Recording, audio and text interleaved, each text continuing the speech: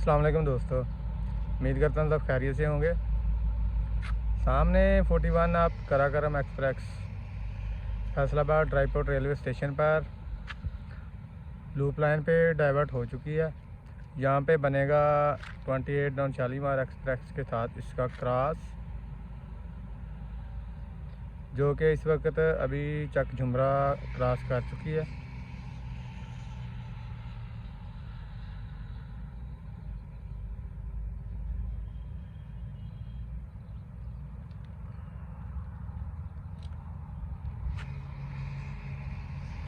GU40 है आज इसकी लीड पे।